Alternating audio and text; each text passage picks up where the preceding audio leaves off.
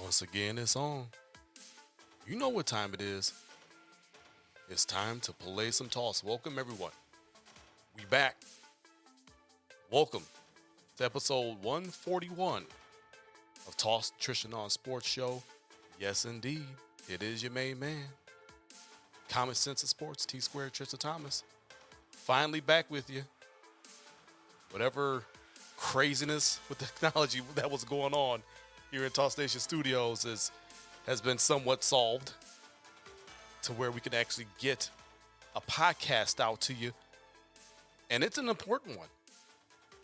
Some may call it Bucks on the brink. I call it the Bucks hitting the reset button. It has been a wild week in Bucks lore. An absolutely wild week in Bucks lore. It's stunning. The timeline of events from last offseason to where we are now as we record this program in February. Happy Black History Month to all of you. Before I dig into all that Buck stuff, I'm just so happy to be back with y'all. Like I said, we've had some issues here at Toss Station Studios. It's just technology has just been against us, but it really gave us time to recalibrate, recharge, refresh, really dig in on some things, really hone in with our resources and really staying in tune on what's actually going on behind the scenes. So we got a lot to discuss when it comes to this wild week in Bucks lore, as I've said before.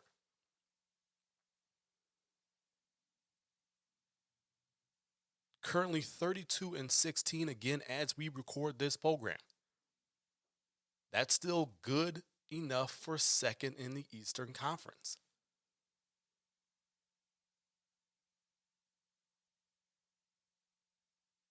Folks were somewhat shocked in the last offseason where the Bucks dismissed Mike Budenholzer, who coached that team to a world championship. Yes, Noah Lyles, I'm still calling it a world championship.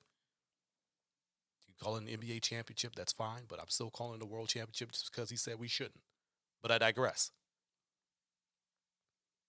Folks were a little bit shocked by that, but after that sort of an exit against Miami, you had to know that change was coming at some point.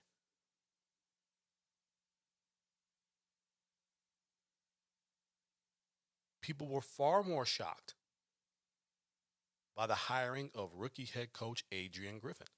Now, Griffin had served as an interim before. Griffin has the dues paid, if you will.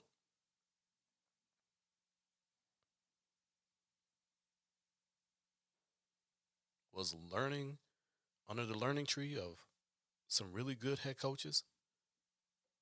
Has had experience on coaching staff in Milwaukee before. Many people were shocked by that hire, especially with the names that are out there or were out there at the time. You're talking Nick Nurse. You're talking Doc Rivers. You're talking Frank Vogel. You're talking Monty Williams.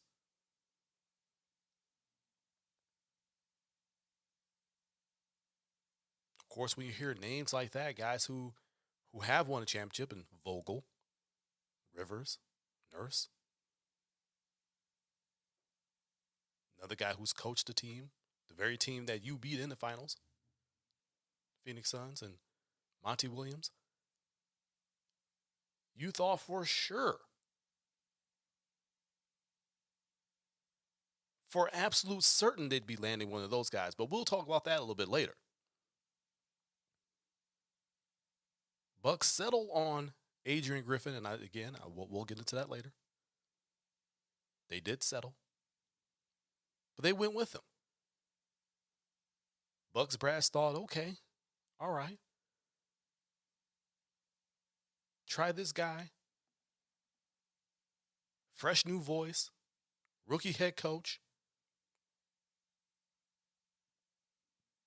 the veteran-laden team.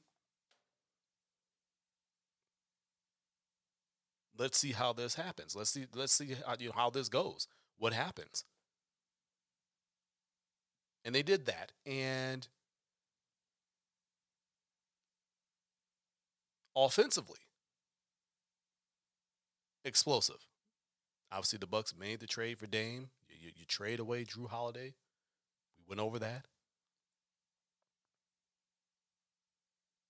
But league wide, offense has just absolutely exploded. I've said this on the record. I've talked about it in private circles. The team that's able to actually defend is going to be the team that wins the title.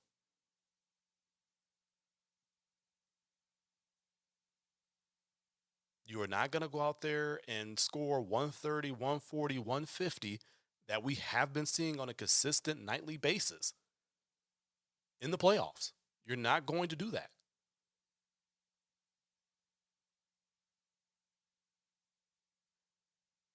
You're going to have to go out there and stop somebody and consistently stop them. So offensively, Bucks were explosive. Now, that comes with a bit of a caveat. The two-man game between Dame and Giannis, it is absolutely not where it needs to be.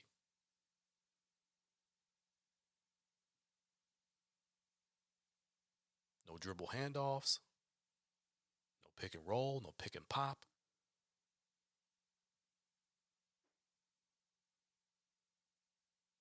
That is what you should be using to run teams into the ground. So when I say the offense is explosive, well, yeah, it has been. But it's been a weird kind of explosive. It's just 1 minute, Giannis is hot. Next minute, Dame is hot. But then now Dame is kind of inconsistent this season. But yet somehow, some way, he's still averaging 25. He's an all-star starter, as is Giannis. Congratulations to both of them.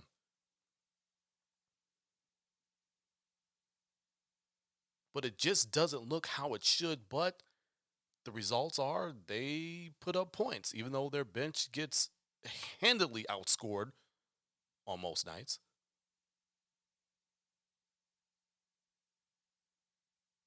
They're still putting up a lot of points. Offense is I won't say it's not a worry, but it could definitely be better. But they're still putting up the points, but as is the rest of the league. So it wasn't that end that people were really looking at. What got people talking about Adrian Griffin potentially being fired was on the defensive end, which is his forte.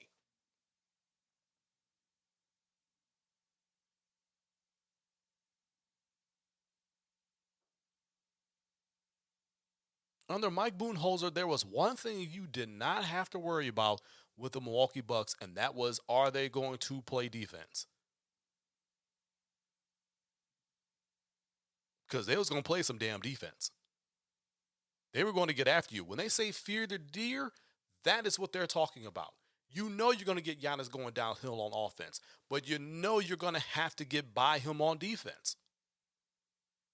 You would have to get by Drew on defense. You're going to have to get by Brook on defense. That's the end of the floor when they say fear the deer. You knew the Bucks were going to be physical defensively. They were going to make your life hell on the perimeter. They were going to stuff shot after shot if you try to take it in the lane. They were truly something to fear. Not this iteration. Not under Coach Griffin. Came in with a new system, was not working. He was absolutely not utilizing guys in the best way on defense to the point where they had to come to him and say, hey, we need to go back to drop coverage. That is where we are our most effective. We have to get back to playing that. Coach Griffin, yeah, I had to listen to him, and they were right. He admitted that on national television.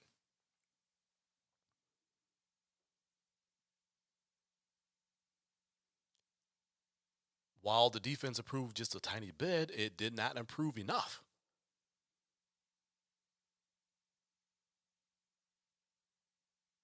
Not only were you not getting the results on the defensive end, go back and check the tape.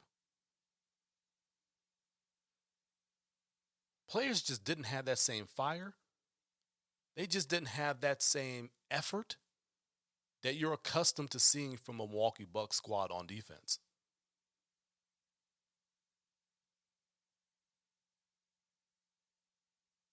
Many folks in the NBA circles will tell you, you could come up with the greatest defensive plan for your squad, but you can't teach effort. Players have to want to give an effort.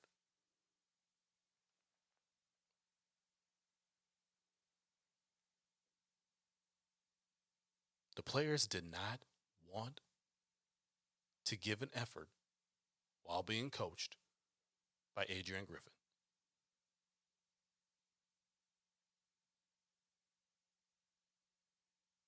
And I kind of spoke about this on our good friend Evan Wittalison's podcast, Talking Sports with Evan.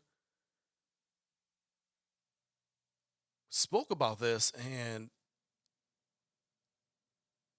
he did ask me about that. I'm like, well, it just doesn't feel the same, right?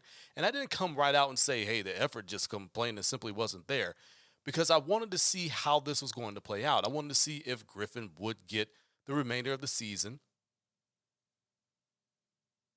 to get things under control, hold players accountable, and the players give some effort. It just did not look right to me. It did not feel right to me, but I did not really have confirmation that what my eyes were seeing and how I was feeling is exactly what was going on that court.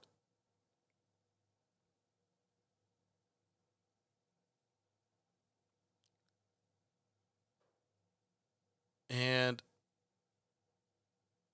he asked me, "Do you think that Adrian Griffin will get a full season?" I said I would like to think so, but I knew deep in my gut that he's in trouble.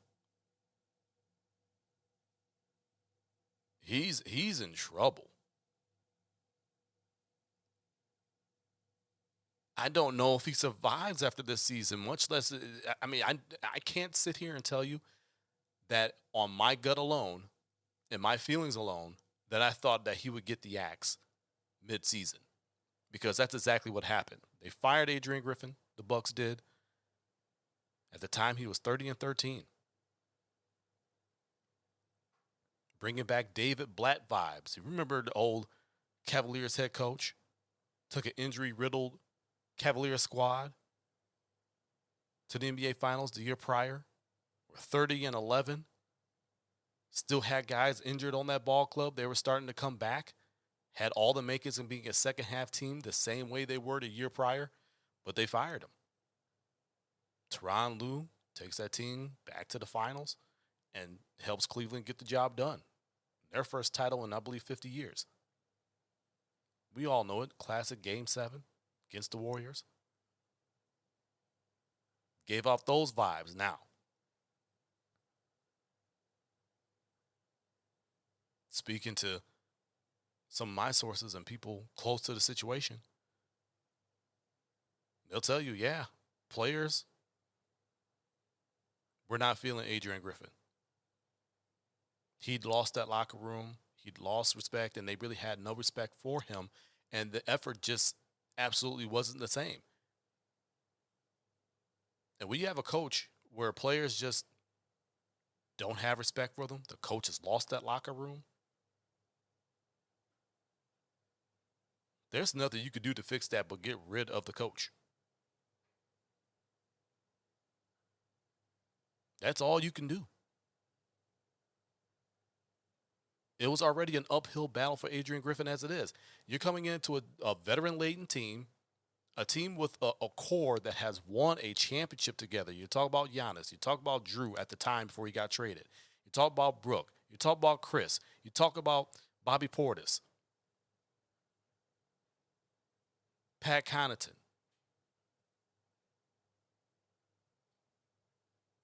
guys who have been through the battles, guys who have been through the wars, guys who know what it takes to win a championship.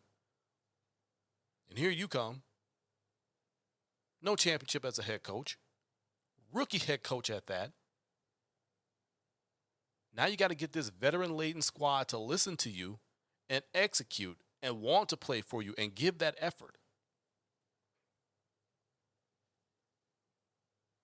So it was always going to be an uphill battle for him. That battle proved to be too much in the eyes of Bucks brass. The Terry Stotts situation in practice, where Adrian Griffin basically sunned Stotts, and what Stotts felt was very disrespectfully in front of the whole team and the coaching staff. At the time I spoke about it on Toss, and this was toward the end of last year, I said, hey, look, it could be a rookie mistake by a rookie head coach. You hope that he learns from it and grows from it. But when you disrespected someone so badly that they feel that they need to resign, that's just making your job even tougher. Terry Stotts was brought there to bring in a style of offense that was going to exploit the pick and roll. It was going to be Giannis, Drew. At the time, before they pulled the trigger for Dame. Now you got Dame in tow. Stotts, Coach Dame, I believe for 8 seasons.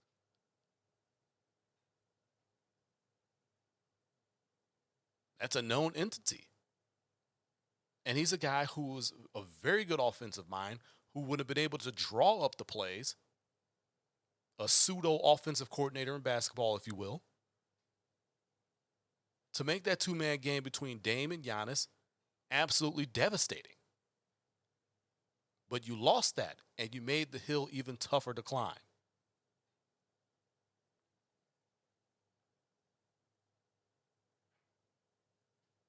I mentioned it right here on this program. You can go back and check it. That I was very underwhelmed by the hire Adrian Griffin. And it's not because I didn't believe he didn't deserve or earn the right to be a head coach in this league, because he absolutely has. He's paid the dues. He knows the game. He's ready to lead. He just wasn't ready to lead this team. This was not the job for him. This was a veteran-laden ball club. What he needed was a young ball club, young guys, young impressionable guys that they could learn and grow together.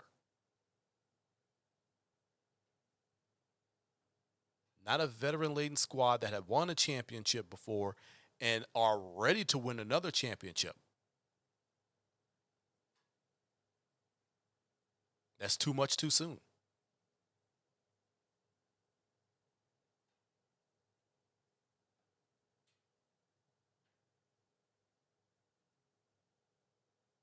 And once again, it proved to be too much in the eyes of Bucks brass, because they made the bold move to jettison Adrian Griffin from the position as head coach of the Milwaukee Bucks. Officially, last week, Bucks introduced Doc Rivers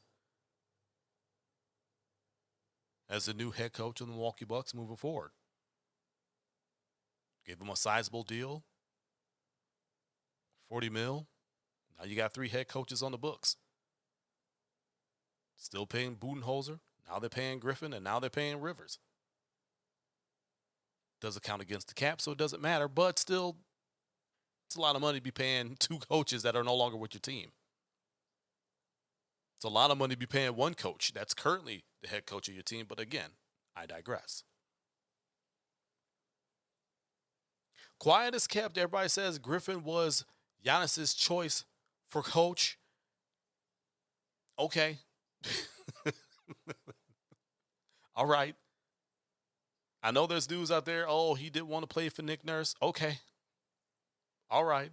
I'm just going to tell you that people I talked to did not second any of those notions.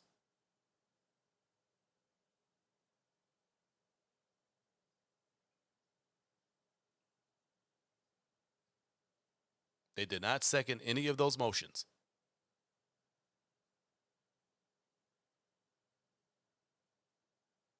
Doc Rivers has always been the top choice for Bucks brass for this job. The reason why he was not the coach off top, he didn't know that he wanted to coach. And can you blame him? Look at the situation that he was coming from with the 76ers. The Ben Simmons drama, Joel Embiid dealing with that personality.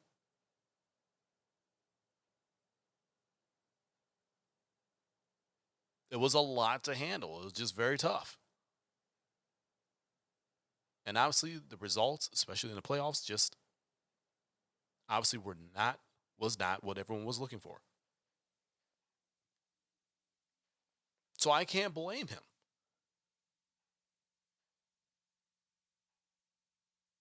He's been coaching how many seasons consecutively? 20 plus? You just had to deal with a drama filled team? And that includes James Harden. I mean, that was tough too. The whole entire situation was just difficult. So, yeah, I don't blame him for needing a break from that. I don't blame him of, I don't know. You got to want to. You can't force somebody to have that want to, whether it be with the players, whether it be with the coaches. You can't force someone to do something they don't want to do. You're going to get inferior work if you do.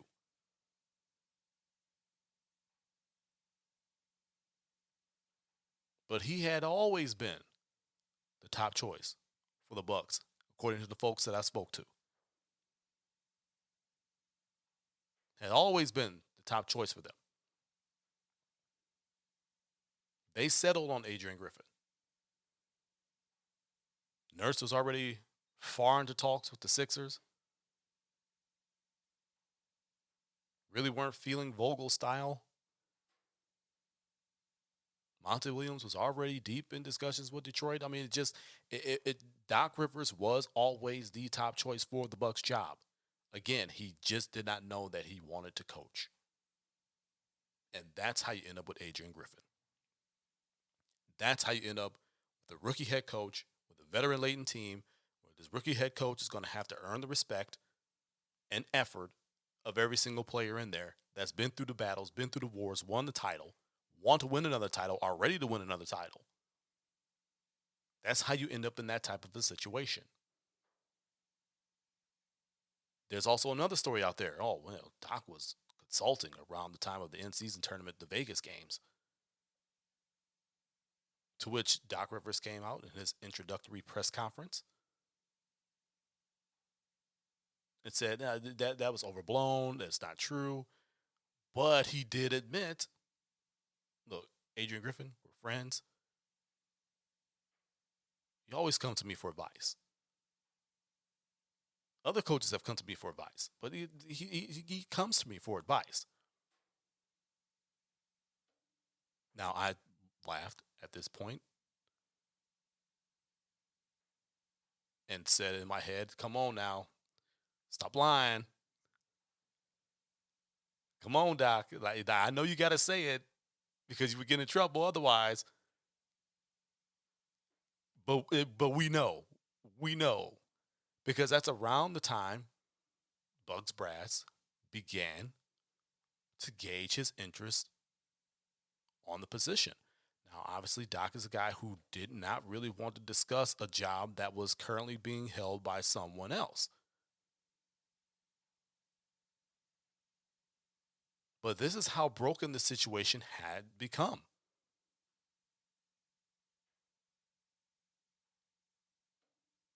He talks about how he had his phone off and he was at his daughter's house, and all of a sudden he turns his phone on Which in this day and age, who turns their phone off? D&D it. I turned my phone off. I had no idea. But I digress. So when he turns his phone back on, he had a bunch of missed calls from John Horst, Bucks GM. Decided to entertain that phone call. Discussions got down the road rather quickly, and he came on board. But how do you think something like that comes together that quickly?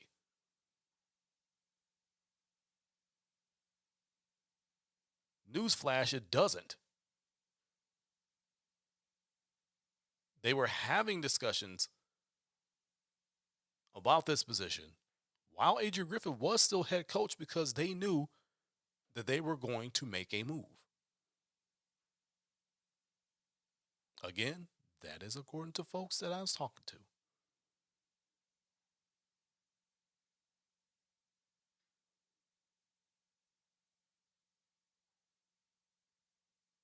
Because things don't come together that quickly for a midseason takeover of a veteran laden, championship ready ball club. It just doesn't happen like that.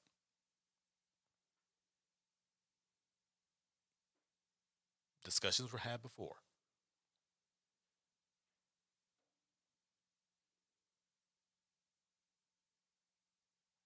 Doc Rivers always also mentioned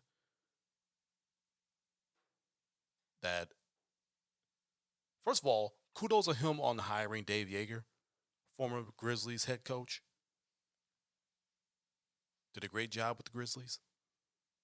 Had them playing some real good, tough defense, and that's what you need. You need somebody that's tough, defensive minded to go along with your tough defensive mind.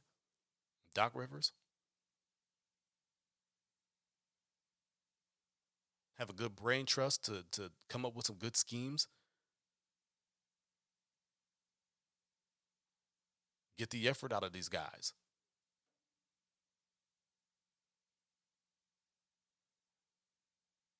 But he mentioned how this is not going to happen quickly. It's not going to happen overnight.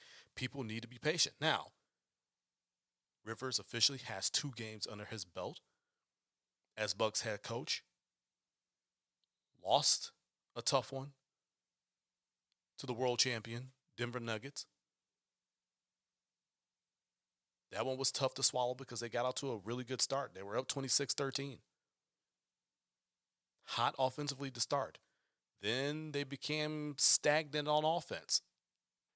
But you saw the defensive effort was there. Then they had a really bad loss against the Blazers.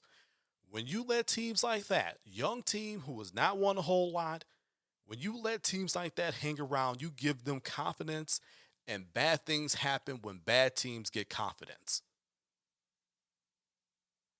The Blazers were absolutely a team that you need to handle business against, and you did not. And now, not only are you 0-2 on this 5-game road trip, you're 0-2 in the Doc Rivers era. Tough loss to an elite team, and then a really bad loss against a really bad team.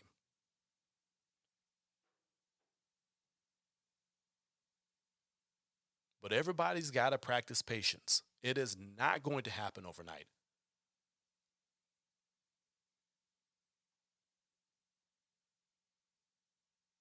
You all know you've been listening to this program, and I thank you very much. And if you haven't been listening to this program very long, let me tell you how I do things. In the NBA season, I typically don't sit there and break down a team until about 25 to 30 games into a season, because by that point, you are what you are. Now it's about, okay, are we going to qualify for the playoffs? And how are we going to survive in advance? Now, there are some different teams. Again, I'll mention the Heat. Injury riddled, not playing very well, but then they started to get healthy, started playing better after the All-Star break, went through the pit, playing tournament, got the 8th seed, went up, shocked the Bucks in shocking fashion. Made a run all the way to the NBA Finals. Came up short against the eventual champion Nuggets. That's an example of a team not being who they were.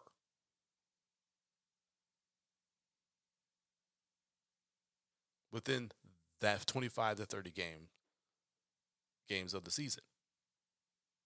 But typically, 25, 30 games, you can tell a lot about who a team is and what they are. Now you got to hit the reset button on this Bucks team.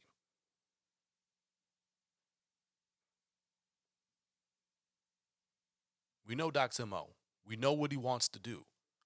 Will this team take to it and become that? Now, he's not going to be able to install his full game plan and everything else because you're midway through a season. But you have to take what they're doing very well, take what they're not doing so well, and try to change that part of it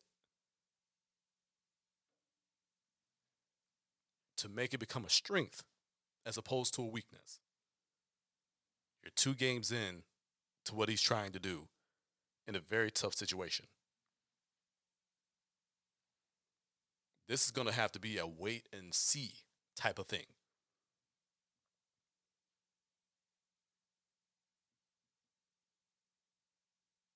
We don't know what this team is going to become, but we know what they are right now. They're a team who can go out there and score, but they're also stagnant at times, and the bench is also terrible as far as scoring goes sometimes. And defensively, they're not the same as they have been.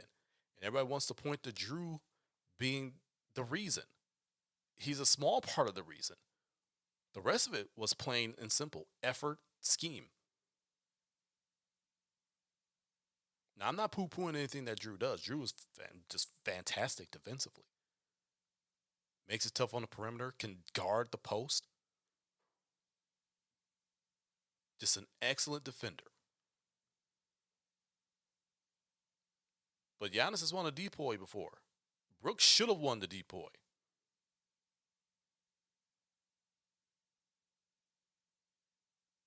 Jay Crowder's very good defensively.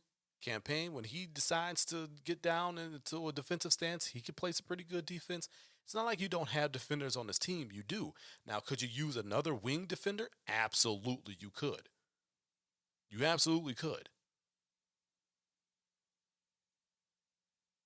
But it's up to the head coach to take what he has and make it work. Adrian Griffin wasn't able to do that. Doc Rivers coming in with the pedigree that he has, you would think that his message will be heard and it will resonate throughout that locker room and it will show up on that court. But again, it's only been 2 games. We need to practice patience. One thing to keep in mind is that the Bucks are not afraid to make bold moves. You fire Mike Budenholzer. You trade for Damian Lillard. Trading away Drew Lillard in the process. Drew Holiday in the process. And now you fired your head coach midway through the season with a 30-13 record, and you bring on Doc Rivers. They're not opposed to making sweeping changes and big moves. Trade deadline is coming up February 8th. Folks very close to the situation, other sources are telling me that unless your name is Giannis, you're on the table.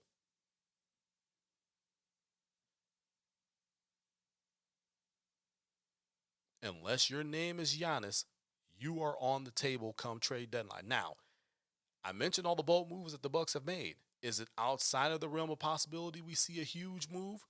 No, it's not outside of the realm of possibility.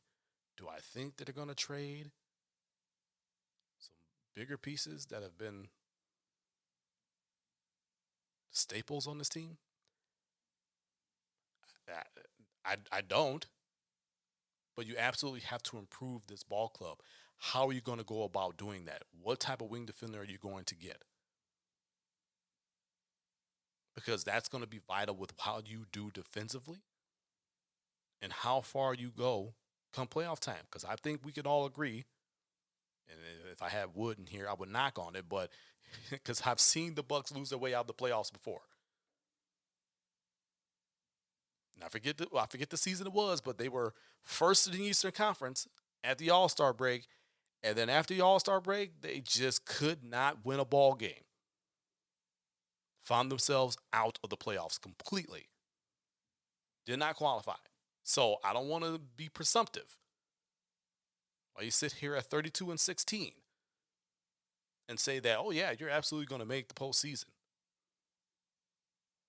When they have an X by their name on various sites, then I'll say, okay, all right, they qualified.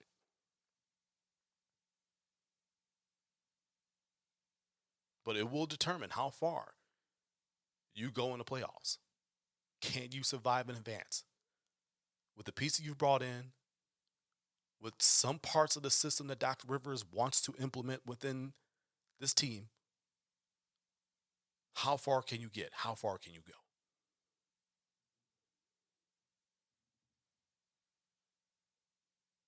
As I mentioned before, Bucks are 32-16. They've been coasting on talent to this point. I think Doc Rivers will make them give a damn, will get far better effort from them, will hold them accountable, which is something I think was missing with Adrian Griffin. Because one thing that Mike Budenholzer was going to do was he was going to hold you accountable.